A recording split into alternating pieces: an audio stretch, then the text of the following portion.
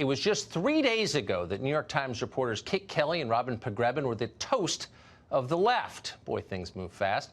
Their new book appeared to finish the job that the national media started a year ago and take out Brett Kavanaugh for good. The authors accuse Kavanaugh of committing a kind of sexual assault as a college student more than 30 years ago at Yale.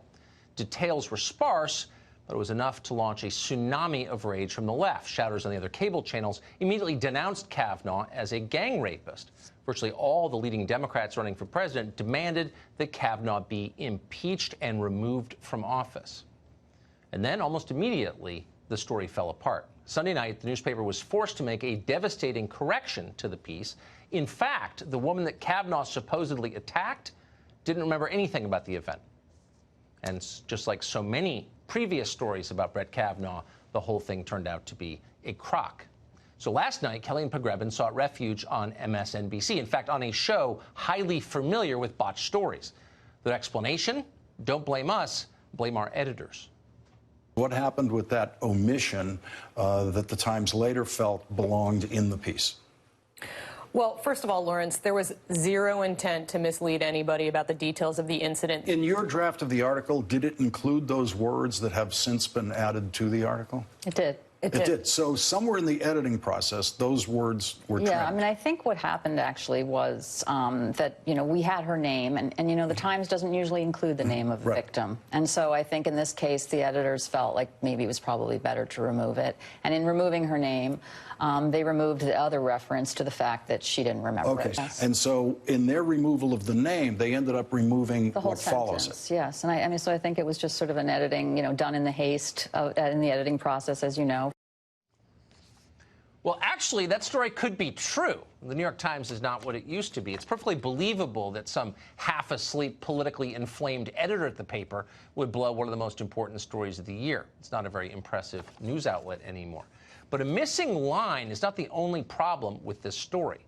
Watch the treatment the two authors received, of all places, on The View.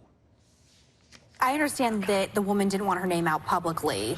If not, why is her name in the book? Her name is in the book because we think it's relevant information and we think it's accurate.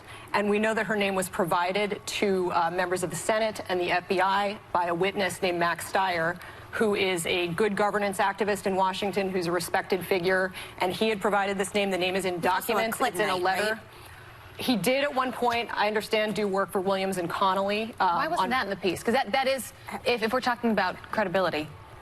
Right. I understand it's relevant background. In this case, it was a very short mention, and we only talked in brief terms about what he's doing right now. So we didn't see all of that context to be necessary.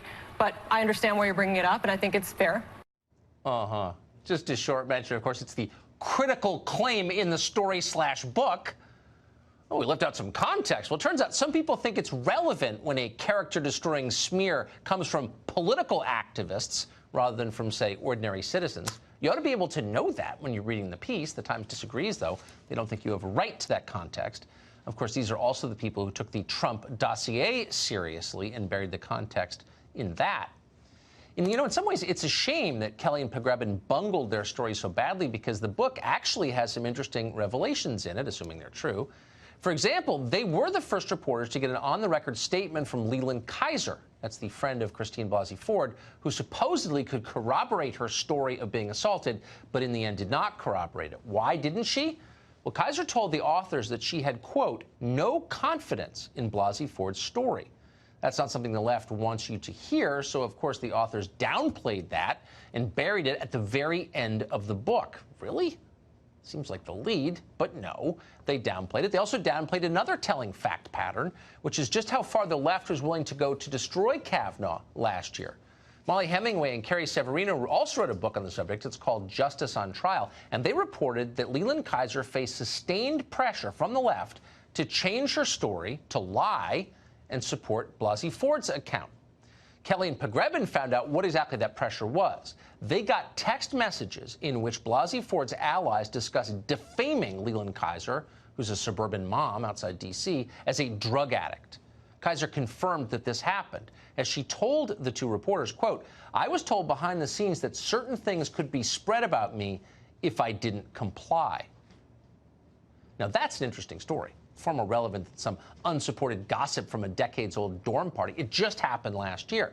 The problem with it, though, is that the story, the truth of it, makes the activist left look like ruthless fascists. Why? Because they kind of are. So the New York Times suppressed that. They didn't want you to know, and you should know that.